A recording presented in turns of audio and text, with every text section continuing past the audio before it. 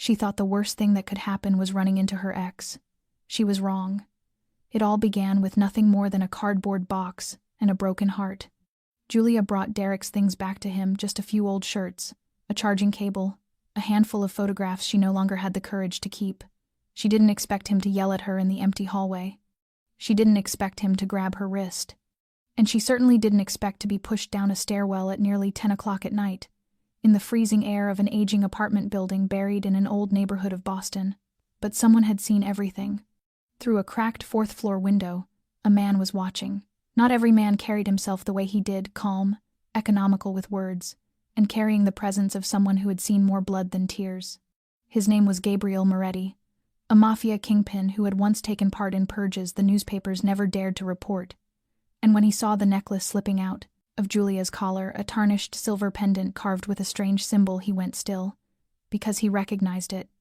It belonged to the DeLuca family, a criminal dynasty that once dominated the East Coast shipping lines before vanishing without a trace more than 2 decades ago. A family believed to have no living heir, until now. That night, Gabriel saved Julia's life. But he also stirred a truth that should have remained buried forever. Julia was not just a young project analyst living alone in a rented apartment. She was the daughter of an underworld king, the sole heir to an empire built on blood, betrayal, and silence. And now she was being hunted by the very men who once served her father and who hated him down to the marrow of their bones. And the only person who could keep her alive was the one man who understood how cruel this world truly was, because he had once helped shape it. Julia Harper was not the kind of woman who easily revealed her emotions. 28 years, old, with soft brown hair, living alone in a small apartment in Charlestown, she led a life most would call steady. A good job at a software startup, a handful of close friends, and a mother who lived less than half an hour away. But beneath that neat surface was someone who had always felt like a misplaced puzzle piece. She didn't know who her father was. Her mother had never told her. He died in an accident, was all Margaret Harper ever said. And so Julia learned not to ask, not to demand more than she was given. She built her own self-contained world, one that needed no pity, one that allowed no more wounds, until she fell in love with Derek. In the beginning, Derek seemed perfect, handsome, charming, successful in real estate. But month by month, he tightened his grip. The calls became constant, the jealousy irrational, the bursts of anger sparked by the smallest things. It took Julia nearly a year to gather enough courage to leave him. But what she didn't expect was that Derek would refuse to accept the end. And that night, when she texted him to return his belongings, she thought she only needed to endure 10 more minutes of awkwardness. She never imagined it would be the beginning of everything. She had no idea that somewhere in the dark corners of the city, a man tied to her father's past was quietly watching, and that from the moment she fell, nothing in her life would ever be the same. If you're still listening and this story touches something inside you, please take a moment to subscribe to our channel, like, and share this video so we can continue bringing emotional stories every day. And if you don't mind, tell me, where are you watching from? Leave a comment below and let us know which corner of the world this story has reached.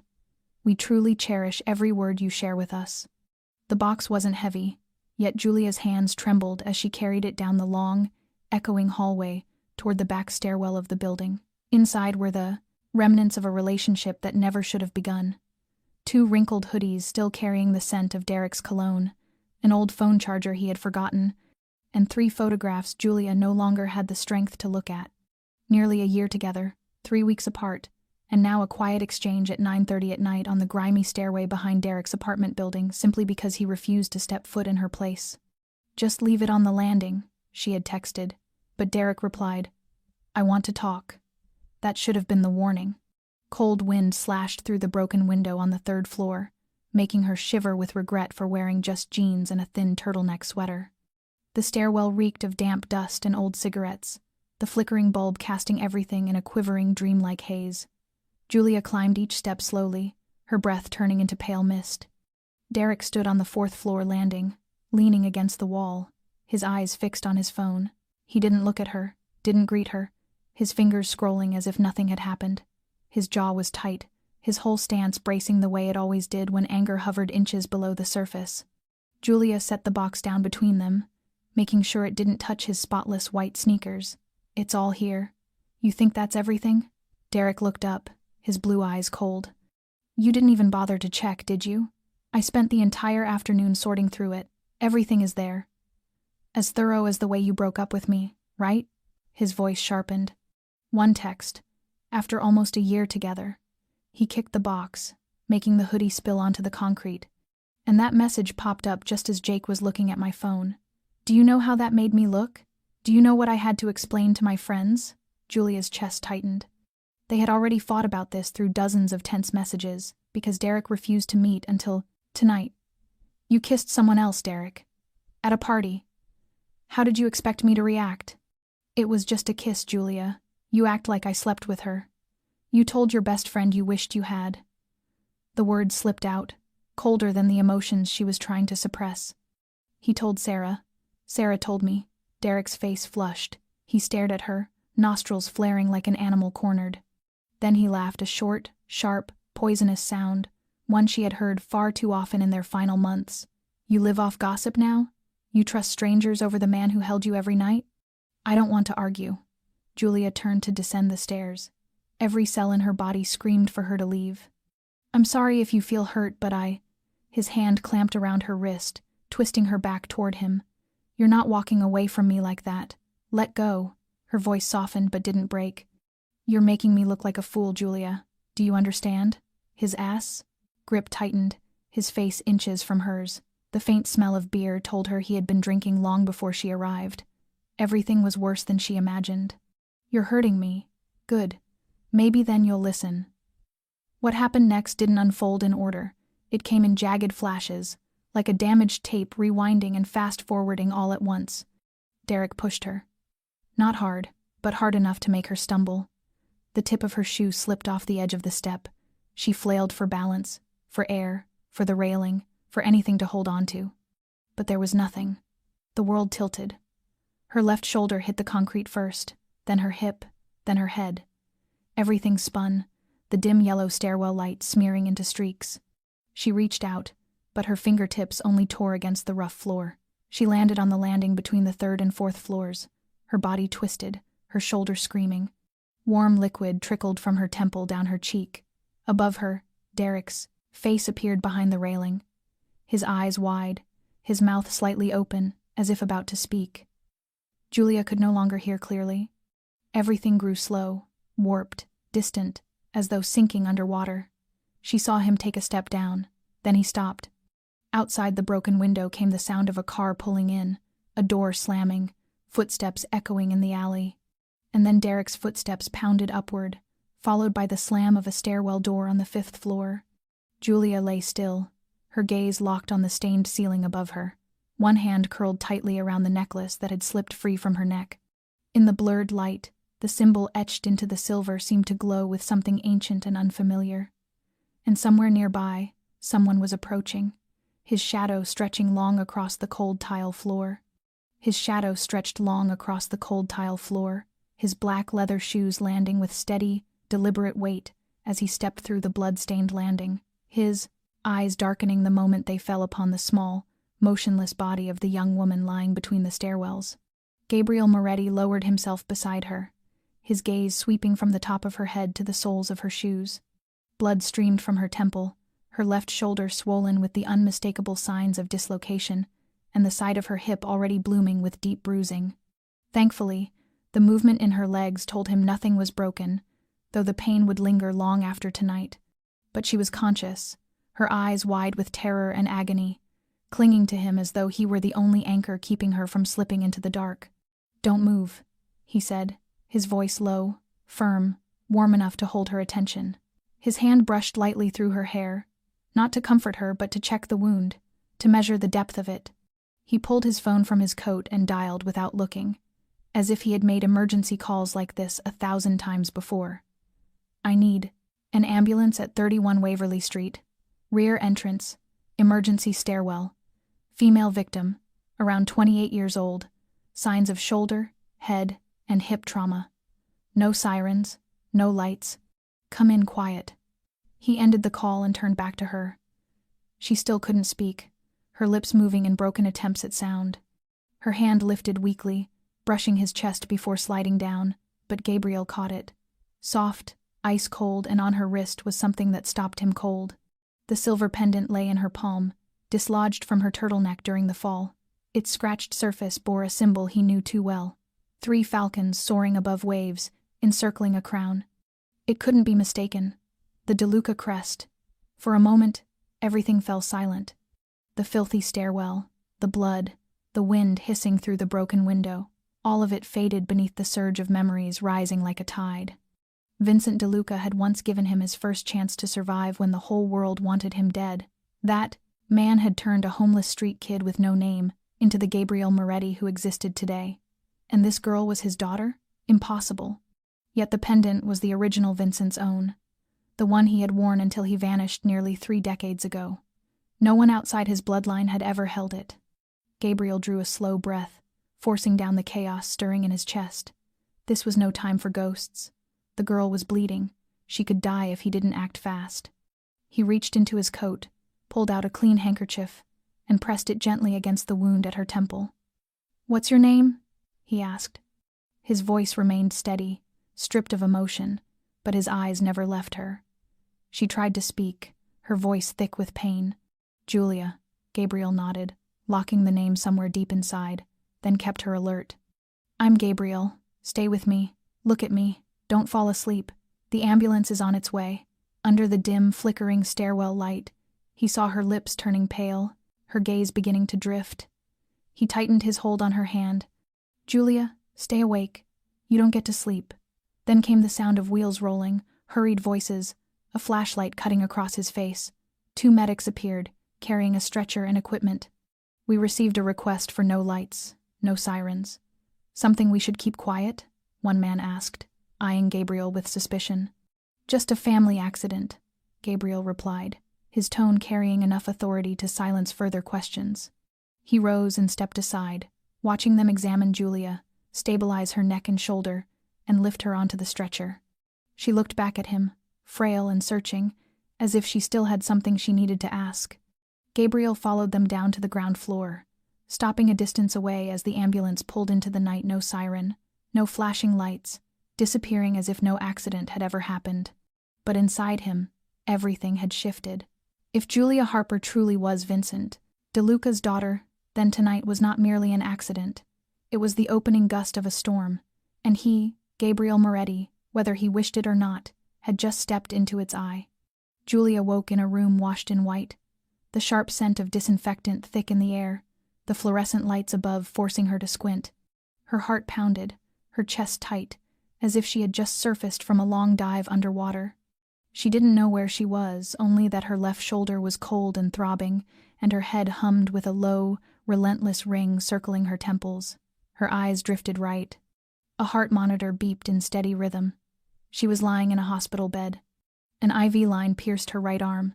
Her shoulder was bandaged and immobilized, and a sharp ache pulsed along her left hip whenever she shifted. She moved slightly, and a familiar face appeared at the edge of the bed. Gray streaked hair pulled back neatly, pale gray eyes clouded with worry. "Mom," Julia exhaled, her throat dry as sandpaper scraping inside. "I'm here."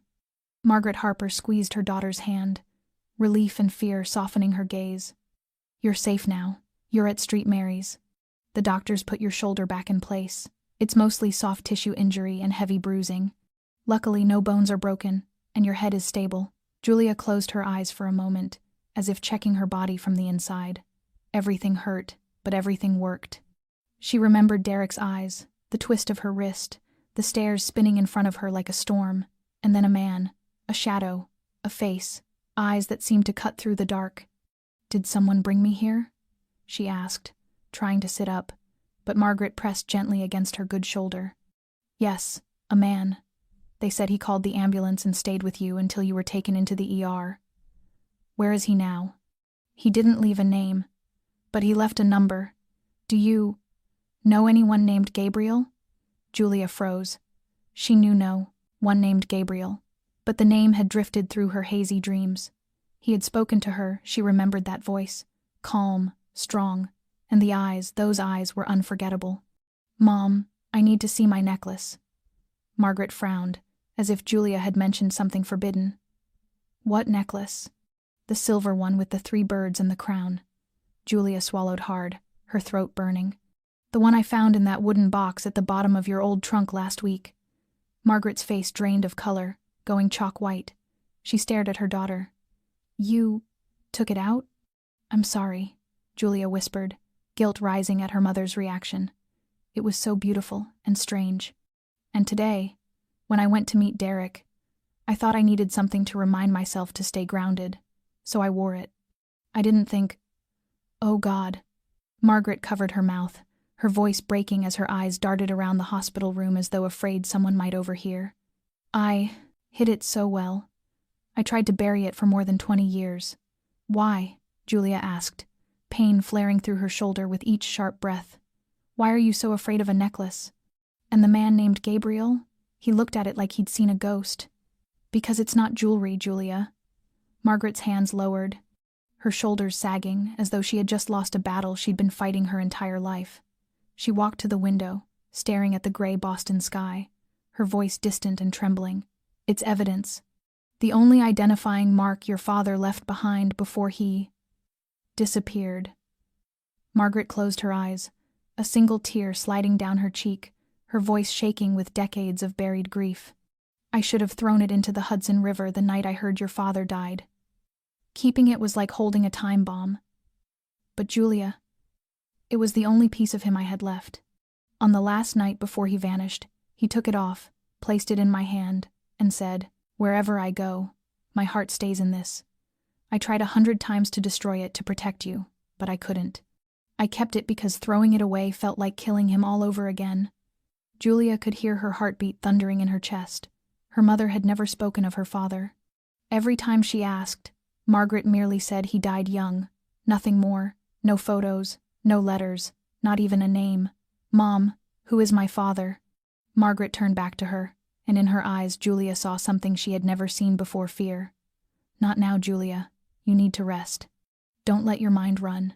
Julia stared at her mother, a rising fog of realization spreading through her chest. Something was wrong. For years she had accepted silence, believing that some stories were meant to be forgotten. But the moment she saw that man, saw the way he looked when he recognized the pendant, she understood. Her mother had been guarding a secret nearly 30 years old, and now, after the fall that nearly killed her, it could no longer be buried. The air in the hospital room thickened, until Julia felt she would have to cut through layers just to breathe.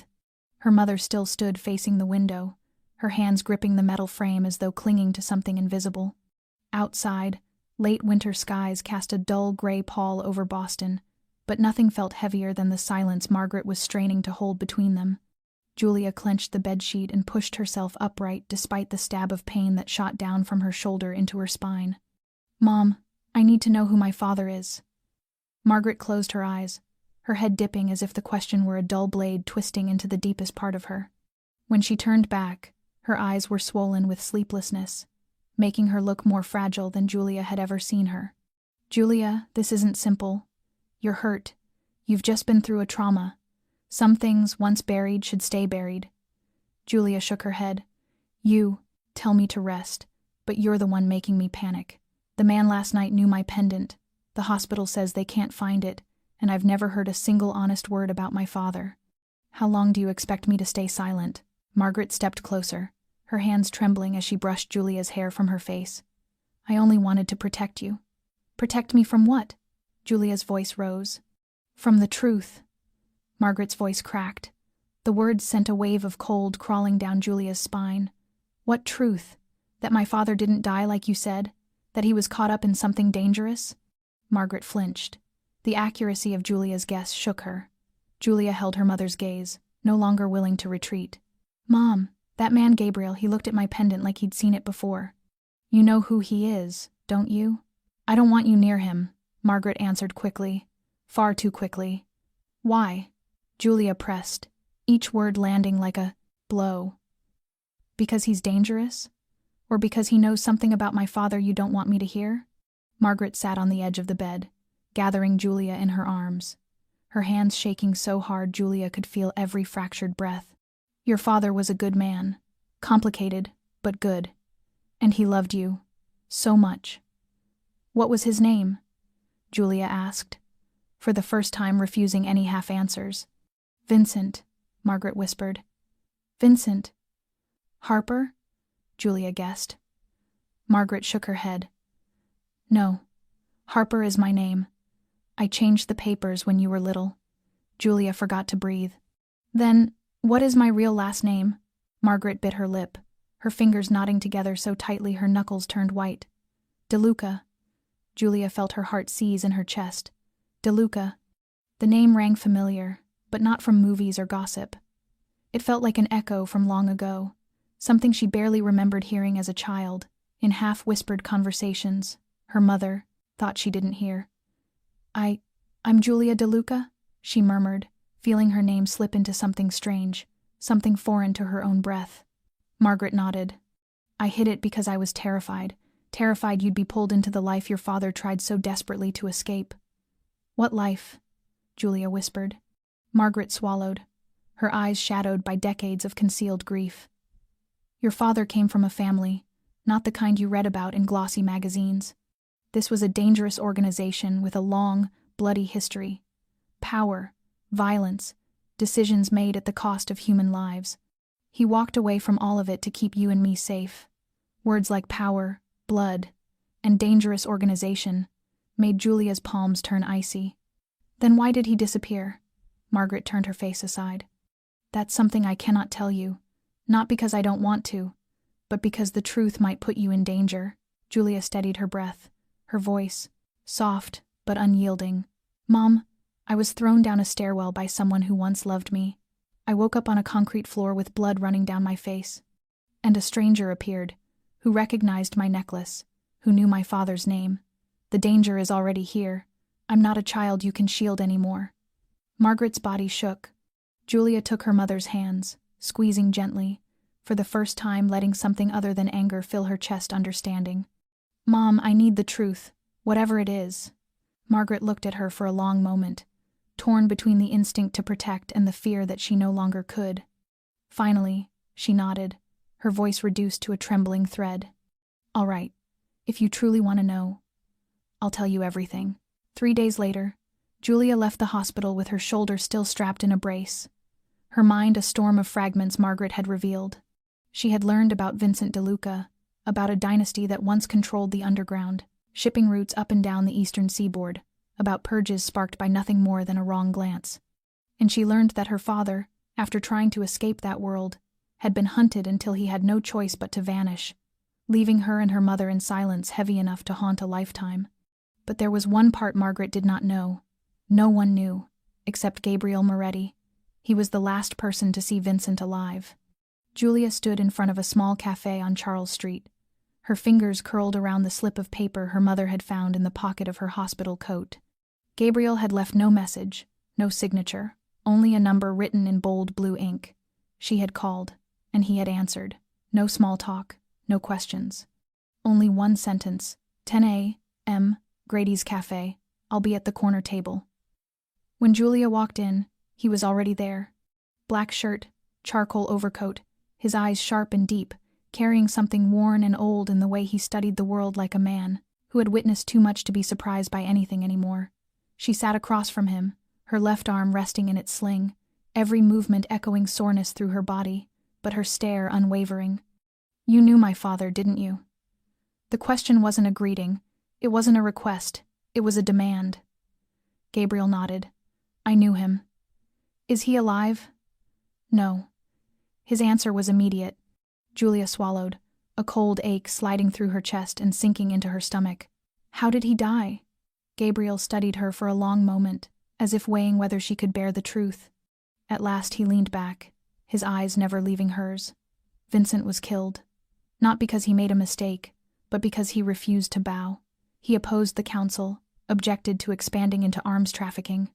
He wanted to clean the organization, turn it toward legitimate business, and that made him the most dangerous man in the room. This wasn't what Julia expected. It wasn't even close. My mother said he disappeared to protect us. That's partly true. But disappearing was just the first step. He planned to run, take you and your mother overseas. But they found out. Gabriel's voice softened. I was assigned to track him and execute him. But I owed him my life. so I let him go. I staged a fake crash, told them he died in an explosion. Julia stared at him, stunned. You saved him? I bought him time, but not enough. They traced his movements. A week later, he was ambushed in a warehouse near Salem. 10 men. By the time I arrived, it was over. He paused, grief flickering like a shadow across his face. I buried him myself.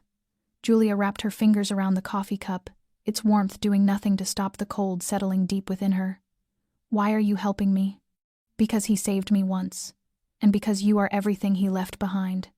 Gabriel's voice, usually edged with steel, softened into something almost mournful. And for another reason. You're being watched. Julia stiffened. By who? The same people who killed your father. They know you're alive. And they won't stop until the DeLuca line is erased. Gabriel leaned forward, his eyes locking onto hers with the full weight of the truth he had been holding back. Julia, if you want to survive, you have to accept that from this moment on, you are no longer a normal person. Julia sat quietly in the corner of the cafe, her gaze drifting to the window where crowds hurried past as though the world intended to keep spinning, indifferent to the truth that had just overturned her life. Every word Gabriel had spoken replayed in her mind, slow and relentless, like a tape she could not stop. Her father had been killed not by accident, not by the quiet departure from crime her mother had described, but because he dared to defy the very men who had helped him build an empire. He had tried to cleanse the organization, to walk away, and that was what condemned him. Julia felt something inside her turn to ice, thick and unmoving. Vincent DeLuca. The name was no longer a vague shadow in her childhood, a whisper from an unknown place, but a real man, with ideals, decisions, and a violent death. That man was her father, the man whose blood ran in her veins, whose dark, steady eyes Gabriel claimed she had inherited. Something seemed to collapse and take shape inside her all at once, a hollow running through her childhood and adulthood, once filled with vague assumptions and shapeless fantasies about a nameless man, now replaced by a truth so stark it felt like a bruise to the soul. She braced her hands on the table, trying to hold her voice steady. You served my father? Gabriel nodded. I was his right hand during his last 3 years.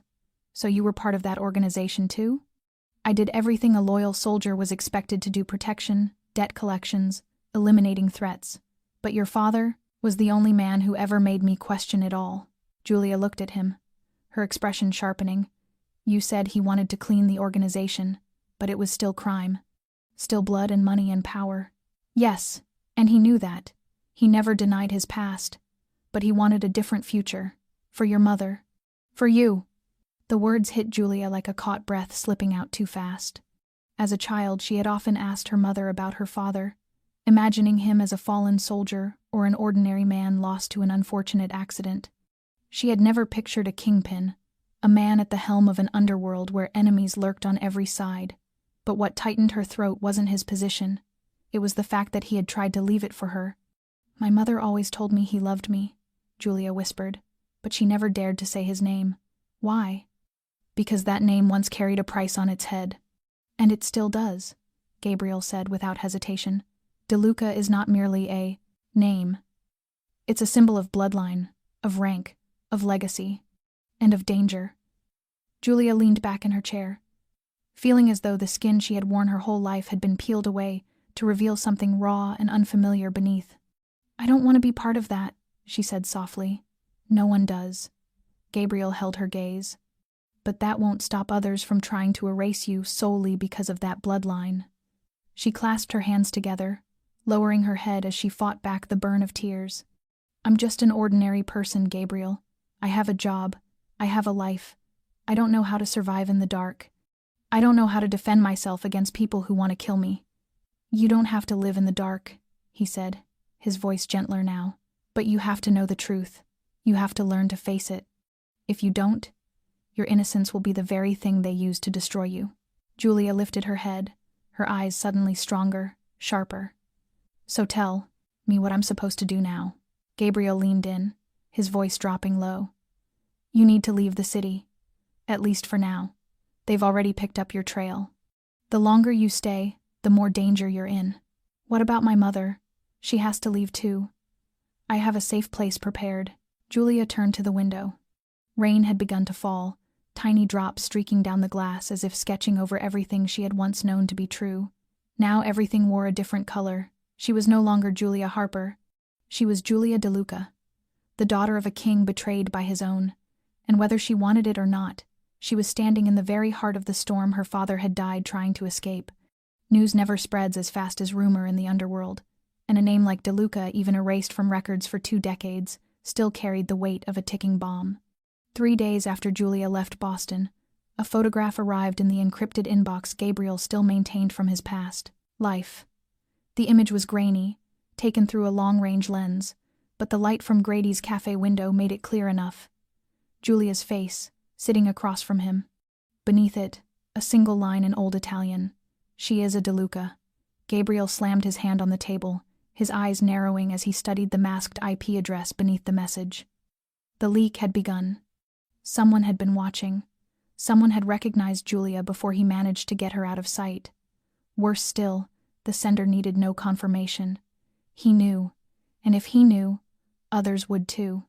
There wasn't a corner of American organized crime that hadn't heard the name DeLuca. Even after being wiped from the power map more than 20 years ago, the family remained a legend not only for wealth or brutality, but for the way they vanished. No body for Vincent, no trace of Margaret, no confirmed child. Until now. In Chicago, inside a penthouse owned by the Romano family, patriarch Marco Romano sat quietly before a printed copy of the same photo. Before him stood his 2 sons, Enzo and Leo, both raised in the shadow of the power vacuum left when the DeLuca name fell. If she's really Vincent's daughter, Enzo began, but Marco lifted a hand, silencing him. He lit a cigar, eyes fixed on the picture. There is no if. She's his. I recognize that pendant. Vincent never took it off. If she's wearing it, it means she has no idea what it is. Or worse, someone gave it back to her. Leo leaned back, smirking. So we have a DeLuca alive, sitting pretty in Boston, holding hands with Moretti. What are we waiting for? Marco looked up, his gaze sharp with calculation. What we need is not another corpse. What we need is information. If she has anything, documents, accounts, even a whisper of where Vincent hid his assets or records killing her would be the stupidest move. Enzo nodded slowly. So we watch her. Don't approach. Don't scare her. Marco rose, walking toward the wide glass window, overlooking the city. Moretti once served Vincent. He won't let the girl die, and because of that, if we play this correctly, he will lead us straight to whatever DeLuca left behind. Elsewhere, in Miami, a woman in a white suit with a cold, poised demeanor opened her phone and studied the same photograph. Her name was Valentina Cruz, head of a South American branch of organized crime that once traded with the DeLuca family. Her lips curved into a faint smile. The girl lives, and carries the blood. She turned to her guard. Put a tail on Moretti. He won't let us near her, but he won't be able to hide her forever. And when the time comes, we will collect our debt. At the same time, in a warehouse on the outskirts of Brooklyn, someone pinned Julia's photo onto a board. Beneath it, in bold red ink, important asset, preserve condition, observe only, no contact. Julia had no idea that the world she once believed was distant and unreal was now circling her like a tightening noose. Each step she took, each glance over her shoulder, each reflection in a rearview mirror, all of it watched by people paid to follow. She was no longer merely the heir to a name. She was a golden target in the midst of predators that had never truly gone extinct, and Gabriel understood that from this point forward, every move had to be calculated down to the breath. Because Julia was no longer a secret, she was a declaration of war. The wooden cabin sat hidden deep within the Vermont pines, more than half an hour's drive from the nearest town, completely cut off from the world Julia had once known. No house number, no cell reception, and not a single main road leading in. Only an old gravel path wound through snow-covered hills, where the loudest sound each day came from the wind slapping against the window panes or branches snapping under sheets of frozen snow. Gabriel stopped the car at the edge of the woods, turned off the engine, and looked over at her. To walk from here. No tire tracks. Julia nodded, pulling an extra layer around her before stepping out into the snow, which sank beneath her boots with a cold bite that could not quiet the storm churning inside her mind. Everything had happened too fast. Less than a week ago she had been a woman with an ordinary life, a steady job, a familiar Monday morning cafe. Now she was running from men hunting her because she carried the blood of a father the underworld once feared. When Gabriel pushed open the heavy wooden door, the cabin revealed itself simple, orderly, strangely warm. Dark, aged floorboards, a stone fireplace burning steady embers, a few fabric-covered chairs, and a bookshelf packed with old files. No paintings, no decorations, everything built for function and secrecy. Gabriel set his bag down and moved through the cabin with quick, efficient motions, checking each window, the security system, and the small generator behind the house. Julia stood in the center of the living room, her eyes tracing every corner, as if the truth she sought might be hiding in the cracks of the wooden walls. "You lived here?" she asked.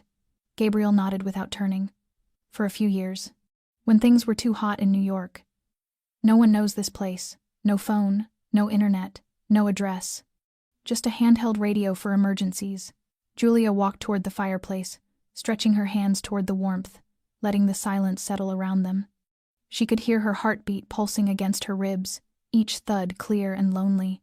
"How long will we stay here?" "Until I'm sure no one can trace us." "And my mother?" "Safe. I moved her to another apartment in southern Vermont. Someone is watching over her." Julia lifted her gaze, gratitude mingling with a confusion she did not know how to name. "Why are you helping me this much?" Gabriel paused, then answered slowly. "Because your father once saved me from a death that was guaranteed, and because I will not let history repeat itself with his daughter." She nodded, saying nothing more, but inside her, gratitude mixed with something deeper, an unease that felt almost tender.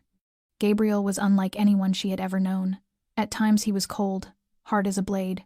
At others, he seemed quiet, attentive, carrying a gentleness he did not mean to reveal. As though two forces lived inside him, one hardened beyond emotion, and another still shaped by a long-ago wound.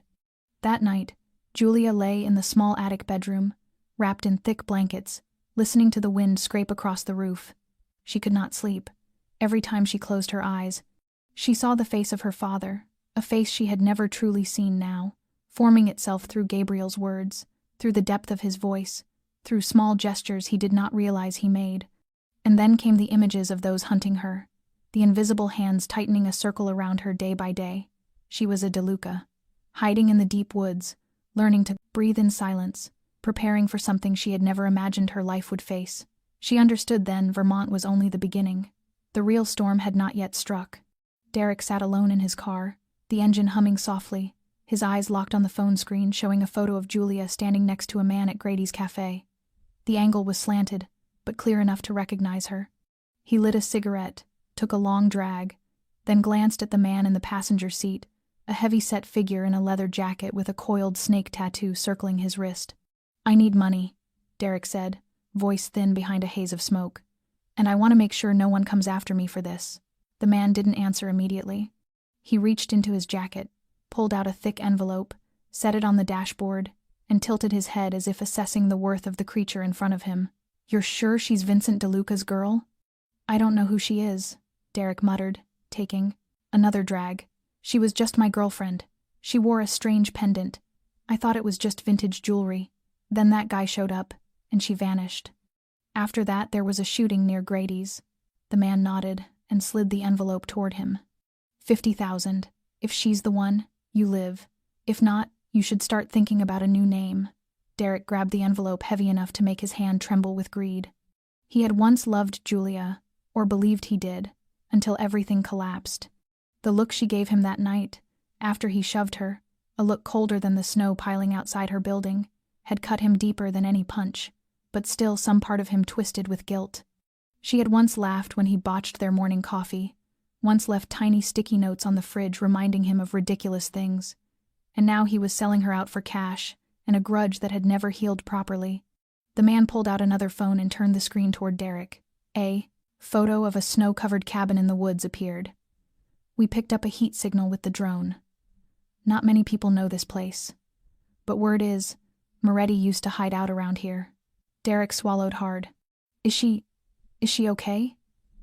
The man looked at him with a coldness that froze the air. "If you cared, you shouldn't have thrown her down the stairs." Derek fell silent. For the first time all night, he felt small like a gust of wind lost in a storm. Without another word, the man opened the door and stepped out, leaving Derek alone with the dark, with the money, and with guilt crushing his chest like stone. Deep in the Vermont woods, Julia had no idea her trail had already been exposed, and the man who once said he loved her had just placed her into the hands of people who killed without blinking. The season's first blizzard hit Vermont on Wednesday night, bringing violent winds and thick gray skies that made the air feel too heavy to breathe. Julia sat near the fireplace, clutching the notebook Gabriel had left on the table after their morning training. She had never imagined learning how to handle a gun, read tactical maps, or analyze an enemy's entry points. But now these were skills she needed to survive. Gabriel was outside behind the cabin, testing the perimeter alarms and the traps he reset before every storm. Neither of them knew that it was already too late. The distant howl of wolves was drowned out by another sound, deeper, heavier, something that didn't belong to this forest. A soft hiss, then 3 faint metallic clicks coming from beyond the tree line. Julia lifted her head, staring toward the window. She stood slowly, her heart thudding harder as a moving light cut across the trees.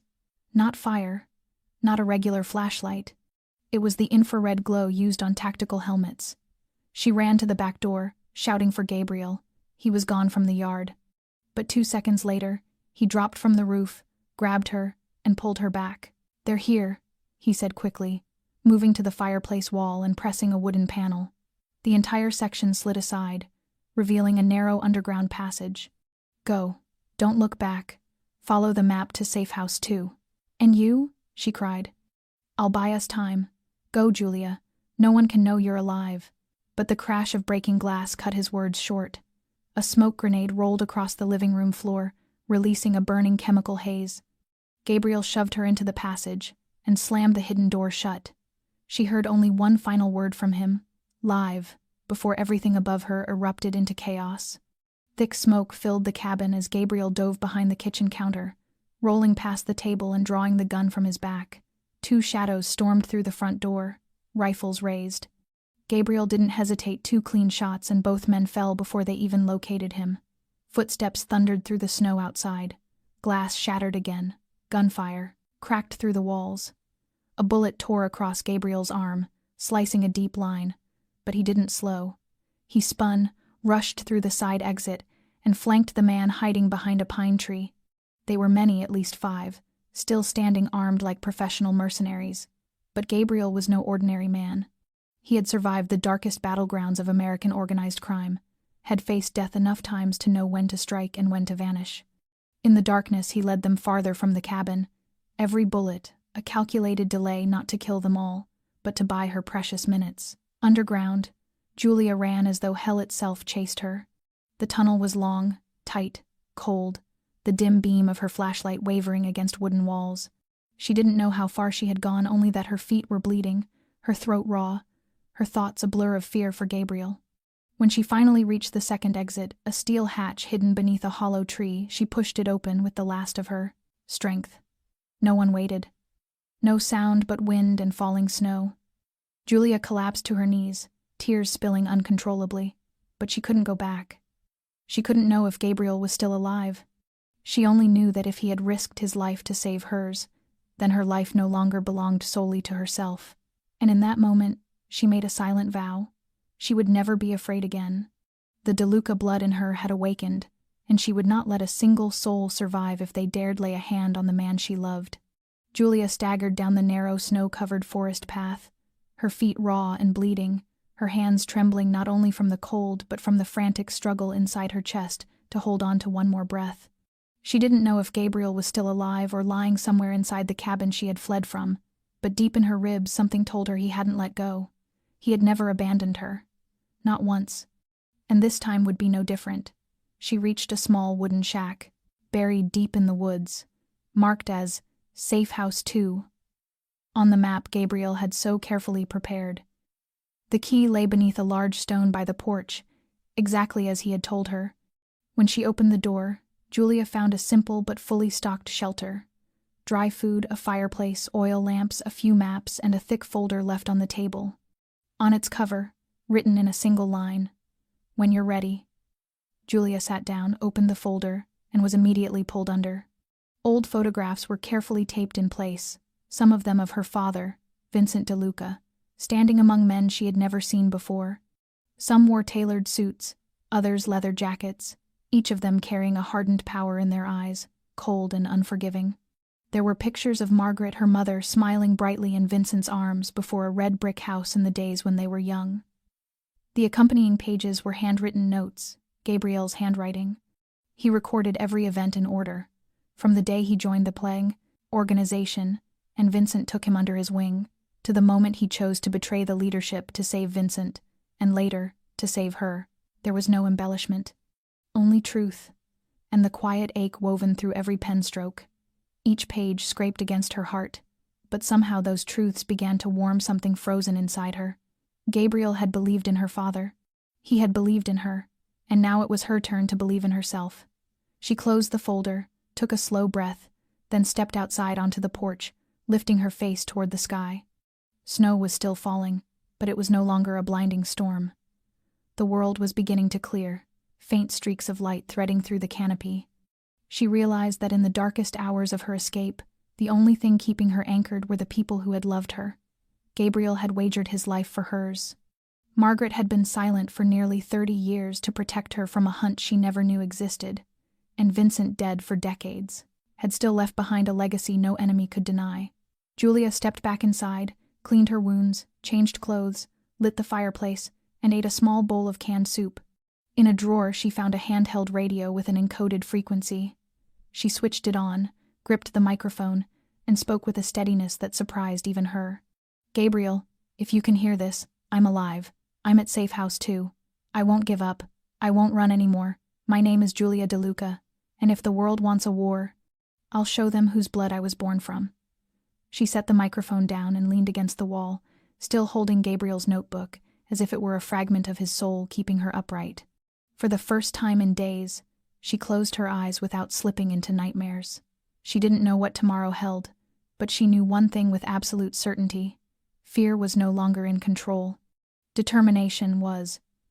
Julia had reclaimed her belief not only in Gabriel, but in the blood running through her veins. The next morning, when the first rays of sunlight slipped through the small window and glinted across the old wooden table, Julia woke with a strange clarity in her chest. The fear, the fog, the drifting sense of helplessness gone. For the first time she felt a purpose pulling her forward. She searched through the coat Gabriel had left in the cabin, the one carrying sketches of escape routes and notes on strategy. Among the papers was a small, folded map, its edges worn thin. When she opened it, a red circle appeared in the far corner, beside a handwritten line, "Dorchester Bank, Safe Deposit Box 618. Beneath it, a string of numbers. Julia knew immediately it wasn't random. It was a passcode, and it was the place Gabriel once told her to go if he ever disappeared. 4 hours later, Julia stood before the gray marble building in the heart of Dorchester, nearly 3 hours' drive from Vermont. She wore a knit cap, dark sunglasses, a long beige coat, and checked the rearview mirror every mile of the journey. She knew returning to the city was reckless, but she also knew she had no choice, not if she wanted the truth about her father's death and the secrets he left behind. Inside the bank, she approached the customer service desk with a calm she did not fully recognize in herself. "I need access to Safe Deposit Box 618. I have the verification code." The woman behind the counter blinked in mild surprise but didn't ask questions. After confirming her signature and the matching codes, she handed Julia a keycard and escorted her to the basement, where dim yellow lights shone against rows of heavy steel doors. When the vault door swung open, Julia's heartbeat surged so violently she could feel it in her fingertips. Inside there was no money, no gold, only stacks of documents neatly arranged in leather folders, and a small wooden box secured by a 3-digit lock. She removed everything and laid it on the table. The first folder revealed papers listing shell corporations, offshore accounts, and most chillingly names familiar to journalists, politicians, and criminals alike, all tied to decades-long international money laundering operations. Julia turned the page, stopping when she saw signatures on transaction records, Vincent DeLuca. But what chilled her wasn't the names. It was the Swiss bank accounts listed beside them, along with permanent access codes. She quickly cross-checked several numbers with public financial reports on her laptop. They matched. She went still. These accounts had not been closed after her father's death. They were still active. They were the original, black funds, the river of dirty money from 30 years ago that had been laundered clean and funneled into today's legitimate real estate empire owned by Marco Romano. Her father had not left behind mere evidence of crime. He had left the key, the only key to freeze the empire's entire fortune. If what she held was real, then a vast section of the underworld, including the Romano family and the cruise syndicate in Miami, was standing on the edge of collapse, waiting only for this information to surface. Julia's hands trembled slightly as she opened the small wooden box. Inside was a letter. The ink had blurred in places, as if the writer had paused many times, struggling. My beloved Julia, if you are reading this, it means I am no longer here to tell you in person. I am not proud of the path I walked, but I am proud that I loved you with everything left in me. Everything in this vault is evidence I gathered when I realized my own family was rotting from within. I once thought I could trade it for our freedom, but in the end I kept it, because I did not want anyone to use it against you. If you choose to follow my road, do it for truth, not revenge. If you wish to leave everything behind, burn it all and live. But if you choose to fight, never bow. The DeLuca. Blood in you is stronger than you know. Forgive me. Julia folded the letter, tears slipping quietly down her face. She packed everything into the bag, turned, and walked out of the vault with steps that no longer shook. She knew she was holding not only evidence but the chance to end everything, and she would not run anymore. Julia returned to Vermont after nightfall, the leather bag of documents and her father's letter held tight against her chest, as if it were a part of her own body. She drove in silence the entire way, no radio, no distractions, just the steady hum of the engine and the pounding of her own heartbeat. Every time she thought of what she had uncovered in those files, heat rose in her blood in a way she had never felt before. Her father had not only left a fatal blow for those who betrayed him, he had left behind a weapon. A kind of power violent men would slaughter each other to possess. A list of names stretching across 3 countries, tied to arms trafficking, money laundering, and political figures long believed untouchable. Julia realized she wasn't holding a mere inheritance. She was holding a blade, one that could end an empire or give birth to a new one. When she stepped into Safe House 2, the secluded shelter Gabriel had marked for emergencies, the air was cold, but secure. She placed the bag on the table, spread out the documents like a soldier laying out weapons before battle. She organized them by theme, marking connections between factions using the symbols Gabriel had taught her.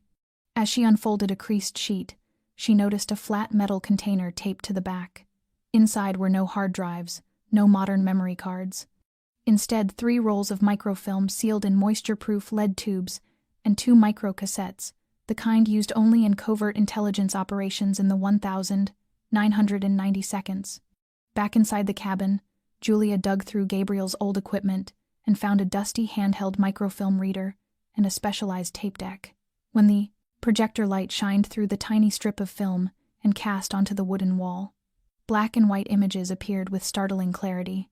Handwritten ledgers, surveillance photos at the docks, and flowcharts of underground money routes from decades ago. She connected the tape deck to her laptop, converting the analog signal to digital. The hiss of old magnetic tape filled the quiet room, and then Marco Romano's younger voice came through, unmistakable as he negotiated a laundering deal with an advisor to a prominent politician. The next recording was Valentina Cruz, cold as steel, ordering the elimination of a witness. Every word captured, every crime preserved. Julia knew that if these tapes reached the press or federal agencies, the entire structure those people had built would collapse in a domino of arrests, bankruptcies, and ruined legacies.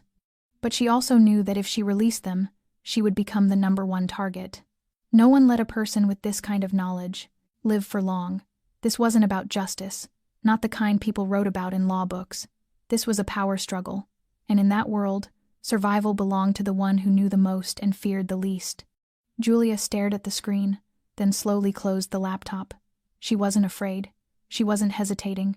Her blood was guiding her not toward vengeance, but toward an ending. She would not hand this over. She would use it, not to build a throne, but to reclaim what was stolen from her father: freedom, dignity, and truth. She was Vincent DeLuca's daughter. And this time, She would not simply survive. She would make the world listen. Julia sat motionless before the glowing fire, the warm light softening her pensive features while her dark eyes reflected something determined and deeply wounded. The files waited on the table like soldiers awaiting orders. In her hand lay her father's letter, the ink-blurred lines whispering from the past, a reminder that every choice comes with a price. Julia knew she could end all of this by stepping away. Burn every file, disappear off the map, change her name, her passport, her entire life, leave America, and begin again. She had imagined it more than once on the long, cold night, when the wind howled through the cracks of the cabin like a tempting voice. But the more she imagined it, the more her stomach twisted, not from rage, but from the quiet flame her father once carried, the belief that truth mattered, that some things were worth standing up for, even if it meant blood, grief, or sacrifice. If she walked away now, if she pretended none of this was her burden, then Vincent's sacrifice, and Gabriel's, would mean nothing. Julia rose and walked to the large map pinned behind the door, marked with routes and hideouts Gabriel once used. She circled 3 cities in red: Chicago, Miami, New York. 3 pillars of the criminal network tied to her father. 3 places she would confront not with bullets, but with truth. She knew she couldn't do this alone. She needed allies, people who couldn't be bought, bullied, or bent. She remembered a name Gabriel once mentioned: Henry Keats, a retired federal agent who had secretly collaborated with Vincent during the years he gathered evidence. A man who had turned down a promotion to preserve his independence and integrity. She flipped through the files until she found a page, an old contact log between Vincent and Henry. An address in Albany, New York, and a single handwritten line: "Contact only if you truly trust." Julia wrote it down, packed the documents, the tapes, the microfilm, and her father's letter into a small backpack. Before she left, she paused in the center of the room, looking around as if memorizing every wooden beam, every shadow.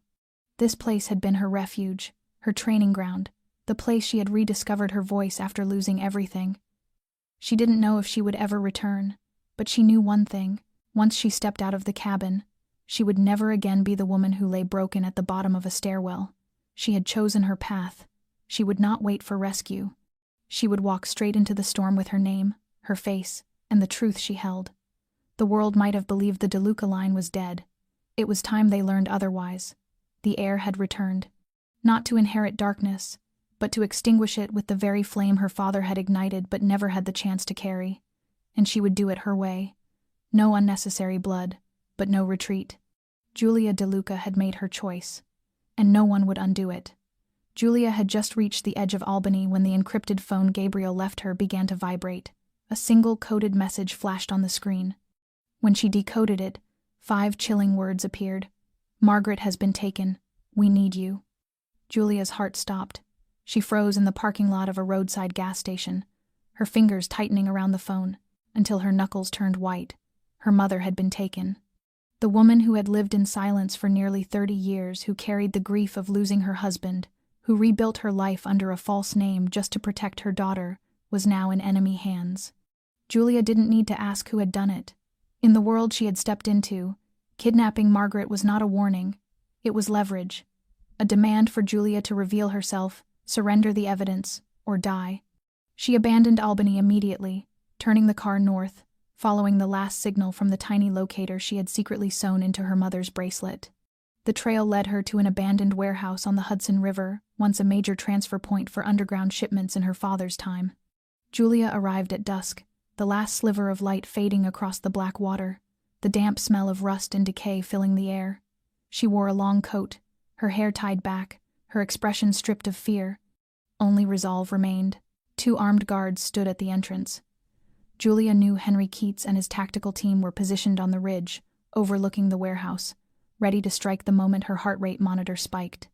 But for now, she had to play this alone. She didn't attack. She walked straight toward them, hands raised not as surrender, but as a statement.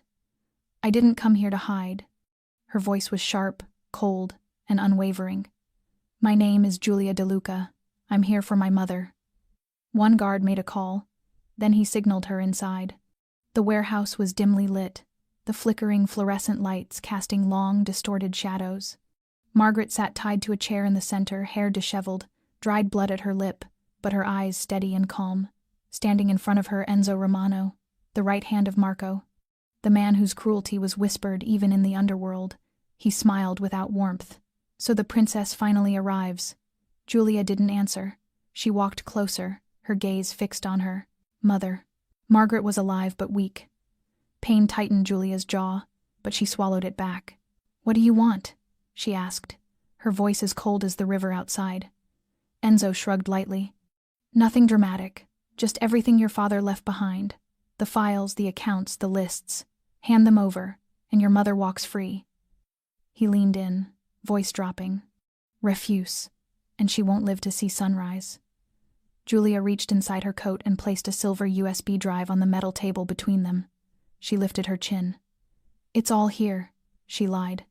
And the moment Enzo reached for the USB, Giulia knew the war had truly begun. "What is this?" Enzo frowned, suspicion tightening his features. "Your father died back when people still used fax machines. Don't tell me he left you something like this." "My father left the originals, the microfilm, and the cassette recordings your people believed were burned decades ago," Giulia replied, her voice sharpening, her gaze cutting like a blade. "This is the digital copy I made this morning, the only one I brought. But I didn't come empty-handed." She lifted the phone she had been holding, its screen glowing with a countdown clock rapidly ticking backward. "I set up an automated cloud-based email sequence. Every 30 minutes, I have to enter a safety verification code to reset the timer. If I don't, because I'm dead, unconscious, or tied up, then the moment this clock hits 0, the system will automatically send every file in this USB to 5 federal agencies and the 3 largest newsrooms in the United States." Giulia stepped closer to Enzo, her voice turning glacial. "The last time I entered the code was 25 minutes ago. You have exactly 5 minutes to decide. Release my mother right now, or prepare to see your name on the front page of the New York Times tomorrow morning. Your choice." Enzo froze, eyes narrowing at the screen as the numbers continued slipping away. Something in the way Giulia stood, the steadiness of her voice, and the pressure of the ticking clock made him step back without meaning to. Giulia was no longer the lost daughter of Vincent caught between 2 worlds. She had become a real player, one who used technology with the precision of a gun held to his head. A taut minute passed, stretched thin like a wire, before Enzo gave a strained, reluctant laugh and gestured for Margaret to be released. Margaret staggered when the ropes were cut, but Giulia reached her in an instant, bracing her with one arm while her other hand entered the reset code deliberately, calmly letting Enzo watch every motion as a final warning. Giulia did not look back as they left the warehouse. She knew the game had shifted. She had just won the first round, not with blood, but with nerve. But what lay ahead would be far harsher, and she was ready. The meeting room lay deep beneath the basement of an old Brooklyn hotel, a place where tycoons had held clandestine negotiations for nearly half a century. Thick stone walls, dim amber lighting, and black leather chairs had witnessed more betrayals than any courtroom ever had. Tonight, 9 chairs were filled. Marco Romano, Valentina Cruz, Enzo, and representatives from branches stretching from Boston to Houston sat in cold silence. No laughter, no whispered conversations. The air was thick with gunpowder tension. The door opened, and Giulia walked in, her pace unhurried, her chin lifted, her gaze unwavering. Dressed in black, her hair loose around her shoulders, she carried only a slim folder and a single USB drive. Standing at the center of the room, she needed no introduction. They all knew who she was. Giulia looked each person in the eye, lingering on Marco and Valentina, then spoke with a voice so clear and steady it chilled the room. "I am not here to negotiate. I am here to give you a choice." She placed the folder on the table and opened it. Inside were partial copies of the documents from her father's vault. All encrypted, but enough for any person in that room to understand how devastating the full archive would be. Giulia continued, each word slicing through the heavy silence. "Either you end all ongoing operations, shut down the laundering routes, stop supplying weapons, withdraw from the political networks my father once tried to dismantle. In return, I stay silent. The past ends here." Her gaze hardened. "Or I send the full access codes to Trust Fund 88 to Interpol and the IRS. Do you think federal agents care about murders from 20 years ago? No. But they will care very much when they learn that 40% of your current campaign funds and real estate portfolios flow from an undeclared laundering account. She leaned forward slightly, her voice steady and lethal. If I expose this, you won't just go to prison. You will lose everything. Your empires will collapse within 24 hours when your assets are frozen, worldwide. And I promise you no one will save you. Marco leaned back, smirking. Who do you think you are to give orders here? You're a girl who hasn't lived through a real war. Julia held his gaze without blinking. But I am Vincent DeLuca's daughter, and I am still alive. The words detonated in the room like a silent bomb. Valentina's fingers clawed the armrest. Enzo looked away. None of them expected her to push this far. None of them believed she would dare gamble everything. Marco rose and moved toward her, eyes narrowing. And if we refuse? Julia didn't retreat. Then everything burns together. She stepped back. In 2 days, I'll know your decision. After that, every chance you have disappears. She left without looking back. Behind her, no one spoke. But every heartbeat in that room had changed. Julia was no longer an outsider. She had placed a bomb at the Empire's core, and they understood that if they miscalculated, she would be the one to pull the trigger. 2 days after that fateful meeting, Julia returned to the hidden safe house in Vermont. It was smaller than the first cabin, but it stood secure, a fortress of her own making. It was no longer just a shelter. It had become a command center, a temporary headquarters where she and her remaining loyal allies began rewriting the rules for an empire that had grown old but never truly died. When she powered on her laptop, the security system activated, pulling her into the encrypted communication network Gabriel had built. 3 glowing points appeared on the screen: New York, Chicago, and Miami. Each point represented a crucial link in the old empire, places her father once trusted, and where betrayal later took root. But now, each of those points was either vacant or shaking. Marco Romano had withdrawn from Chicago after realizing her evidence wasn't just psychological warfare. Random IRS audits and internal banking investigations had already forced him to abandon control of his hidden funds. Valentina Cruz, pressured by political allies whose positions were suddenly unstable, had signed documents withdrawing from all arms-related activities in Miami. Enzo had vanished after the meeting, reportedly fleeing abroad and trading power for survival. The criminal empire built on blood and fear was splintering, piece by piece, under the hands of a woman who had never been formally trained, never taught strategy by her father, but who carried in her veins a blade-sharp intuition and a heart that refused to bow. Julia didn't want to rebuild a criminal empire. That would betray everything her father sacrificed and everything Gabriel died to protect. She wanted to reshape it into an underground network with one purpose: dismantle the dirty organizations, protect those trapped inside with no way out. She contacted Henry Keats, the retired federal agent who once worked with Vincent. After tense conversations, Henry agreed to become her advisor, helping her analyze and restructure the flow of information. She summoned the old loyalists, drivers, former operatives, network engineers, security specialists, men and women forced to the margins after her father's death. They returned not for profit, but out of respect for the DeLuca name. They did not kneel. They shook her hand. She established 3 secondary bases, one in Brooklyn for intelligence analysis, one in Vermont for defense and logistics, and one small office in Boston as a legal front. Cameras monitored every room. Every meeting required 2 witnesses. She introduced a new law: no bloodshed without her explicit approval, no harm to civilians. Anyone who broke the rule was immediately removed from the network. For the first time, a criminal world infrastructure operated on honor instead of fear. Julia also began redirecting recovered funds into re-entry programs for people looking to escape organized crime. She refused to let her father's world repeat its same bloody cycle. As for Derek, the 30 pieces of silver he took didn't save him. When the Empire's corruption was exposed, he was swept up in the investigation as a minor accomplice, left to face judgment alone, bankrupt and forgotten. The DeLuca name was no longer a curse. It had become a symbol of a new order. One rare evening, without emails, without codes to crack, without urgent calls, Julia sat alone by the fire.